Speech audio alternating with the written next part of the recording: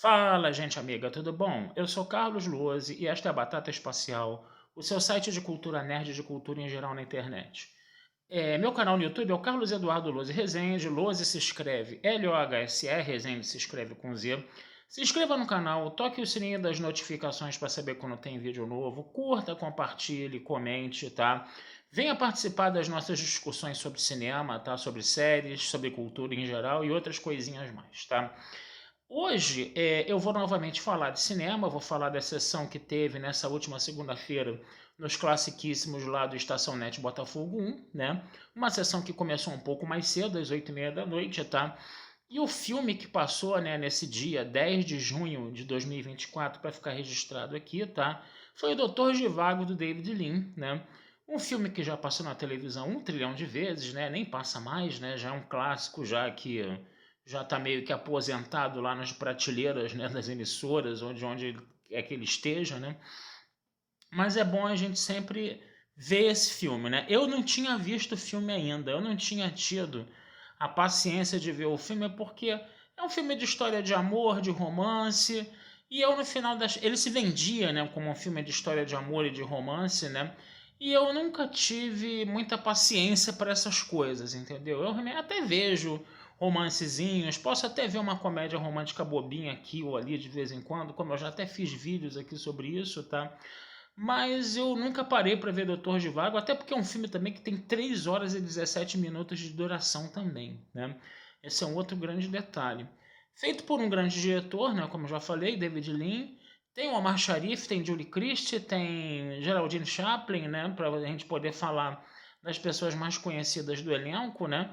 Um clássico, tá? E como eu não tinha tido oportunidade, já tinha até tido oportunidade de ver o filme, eu até comecei a ver o filme algumas vezes, mas depois parei, entendeu? Porque achava que ia ser uma tremenda, uma charopada de história de amor, aí parei de ver o filme, né? Aí dessa vez não, eu fui lá ver o filme, coisa e tal, né? No cinema, na tela grande, né? Aí é um atrativo a mais, né? Com som original, com legenda, nada dublado como a gente vê na televisão, né? Então foi um atrativo a mais, tá? O que eu posso falar desse filme? Lembrando que vou dar spoilers aqui, mas dar spoilers de um filme tão antigo assim. Esse filme é da década de 70, se eu não me engano, gente. 70, 80, o início da 80, bem, bem antigo mesmo, tá? O que eu posso falar desse filme? Nessas 3 horas e 17 minutos, tá? Você tem a história de amor lá, né, do Dr. Zhivago, né, com a Lara, né, que todo mundo fala, canção para Lara, música composta pelo Maurice Jarre, né, o pai do Jean-Michel Jarre, né? Quem me conhece sabe que eu sou suspeito para falar do Jean-Michel Jarre, que sou super fã dele, né? Mas o Maurice Jarre também, né, um grande músico conceituado, né, fez muitas músicas bem bacanas, né, de várias trilhas sonoras de filme. Talvez essa seja a mais conhecida dele, que é o tema de Lara do Dr. Zhivago, né? E você vai ter também a personagem interpretada pela Geraldine Chaplin, que agora me esqueci completamente o nome, não vou me lembrar, tá? Realmente não vou me lembrar desse nome. E o filme também tem a grande presença do Alec Guinness como um general soviético, né? Um Obi-Wan Kenobi soviético. Olha que legal, cara. E o Alec Guinness, né? Todo mundo chamava ele de Obi-Wan Kenobi, ele ficava pau da vida com isso, porque ele tinha feito Ponte do Rio Kwai, Doutor Zhivago. Ele fez muitos filmes assim importantes para a história do cinema e todo mundo lembra ele por causa se lembra dele, né, por causa do Obi-Wan Kenobi, né? Realmente ele acabou ficando estigmatizado com esse personagem, e estigmatizado para ele, né, no final das contas, né? Porque eu também, quando olho para a cara dele, também falo Obi-Wan Kenobi, coisa e tal, né? Mas o nosso esse personagem do Alec Guinness, ele estava numa fábrica, né? A gente já está dentro da União Soviética dentro, tá? Ele começa com isso, né? E ele está buscando informações de um meio-irmão dele, que era o Dr. Zhivago, né? E da Lara, né? E aí ele vai começar a conversar com uma operária de uma grande usina hidrelétrica, tá? E aí essa operária, né? Na verdade, no filme, ela é a filha da Lara com o Dr. Zhivago, né? E aí ele tá buscando, né, essa menina, coisa e tal, essa moça, né, no final das contas, né? e vai perguntar para ela se ela se lembra alguma coisa da mãe, se ela se lembra alguma coisa do pai, coisa e tal, né? E aí o filme começa em flashback. O filme é todo um grande flashback, tá? Dessa parte do Alec Guinness conversando com essa operária aí dessa usina hidrelétrica, tá? E aí a gente vê a história do Dr. Zhivago desde pequenininho, quando a mãe dele é enterrada. A mãe dele tinha uma balalaica, né, que é um instrumento de corda, né, quem não conhece, tá? Que consegue até reproduzir sons de dois violões simultaneamente, esse negócio todo. E aí a mãe dele acaba morrendo, aí uma parente, uma tia, uma amiga da mãe dele acaba criando ele, né? E você vai ter justamente uma menina que cresce junto com ele, que vai ser a personagem depois da Geraldine Chaplin, com quem ele vai se casar, né? Agora, o grande detalhe é o seguinte, gente. A gente fala desse filme, né? Como eu falei no início, ele realmente tem os seus lances de história de amor, tá? Mas nessas 3 horas e 17 também tem uma coisa muito interessante que está contando a história da Rússia desde lá de 1905, tá? Que foi naquela tentativa frustrada, né, de revolução, né, socialista que o povo fez contra o czar Nicolau II, tá? Passando pela Primeira Guerra Mundial, né, e depois você tem a Revolução Russa e você tem o governo soviético. É um filme feito no Ocidente. Obviamente, eles vão colocar o regime soviético bolchevique como o cão chupando manga, a coisa mais ruim que existe no universo, né? Você vai ter toda essa propaganda anticomunista no filme, muito braba, né?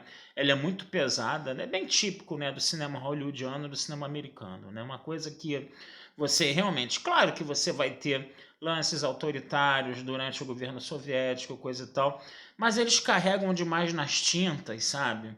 E acaba inclusive, se cometendo algumas injustiças históricas. Por exemplo, quando a família do czar foi executada, todo mundo ficou triste.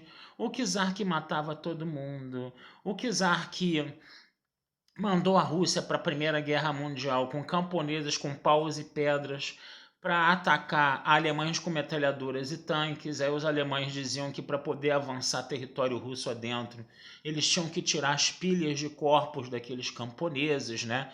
E você vê um exército russo lá todo armado com bota, coisa e tal, entendeu? E a coisa não foi bem assim, sabe? Não foi bem desse jeito, né? E outra coisa interessante também da gente falar, né, que depois você vai ter a retirada da Rússia da guerra, né? Então você vai ter todo o processo da Revolução Socialista. No início mostra, né, o massacre dos trabalhadores feito pelo czar, né, uma coisa bem interessante de se ver no filme, né? Mas depois também, quando você tem o regime soviético, é praticamente a impressão que deu é que se trocou 6 por meia dúzia, que os russos passaram muita fome, né? Num primeiro momento, não se falou que essa fome foi por causa da guerra civil entre russos brancos e russos vermelhos, mas depois começaram a citar essa guerra civil entre os russos brancos e russos vermelhos, onde os russos vermelhos eram um demônio encarnado, tá?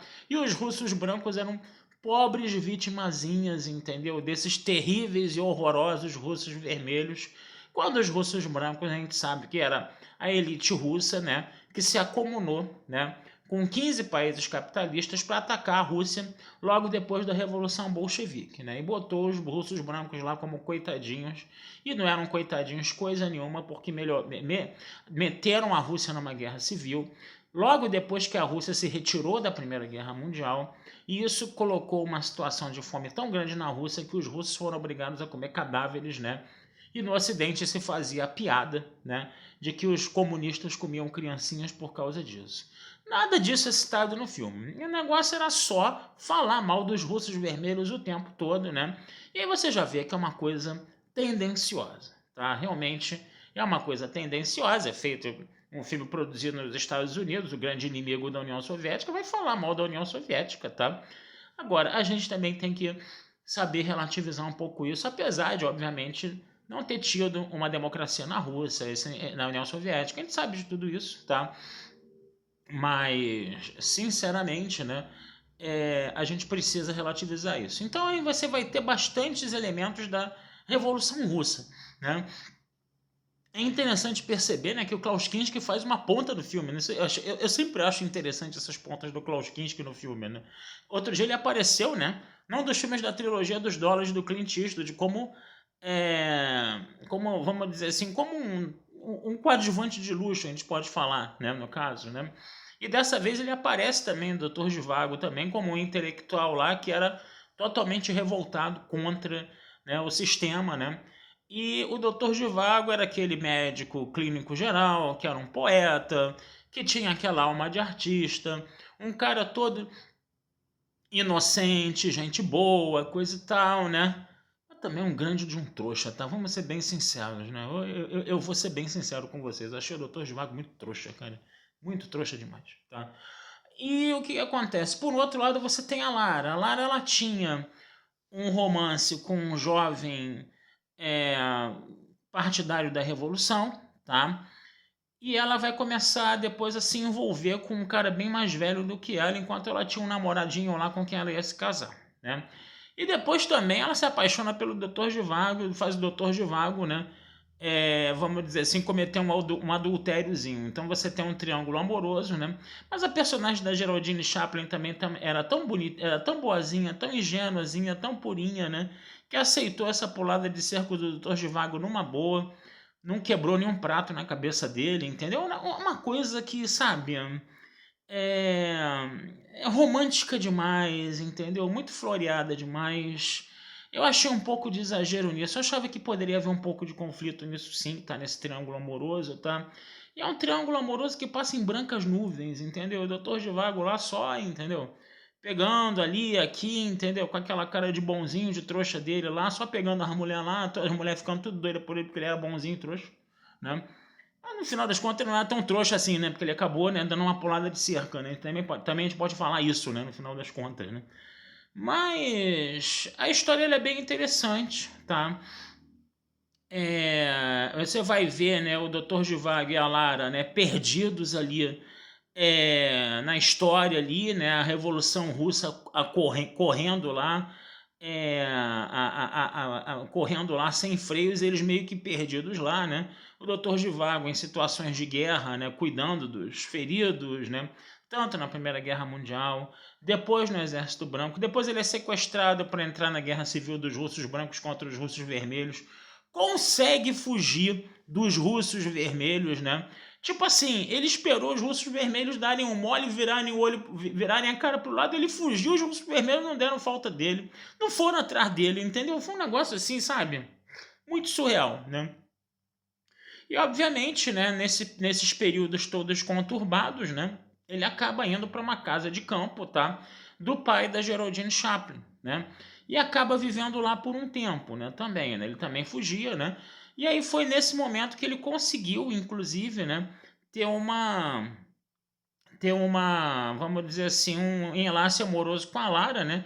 Porque o pai da Geraldine, da personagem da Geraldine Chaplin e a Geraldine Chaplin voltaram para Moscou, né? E tentaram fugir da Rússia, né? E eles estavam sendo procurados pelo regime soviético por causa disso. A Lara era esposa, né, de um grande militar soviético, aquele cara, aquele namoradinho dela lá no início virou o cão chupando manga lá dos comunistas lá, entendeu? Um cara extremamente cruel, né? Não, nós não gostamos da sua poesia, porque sua poesia é muito pessoal, Dr. Zhivago. Não estamos na época, entendeu, de ficar falando de pessoalidades, né?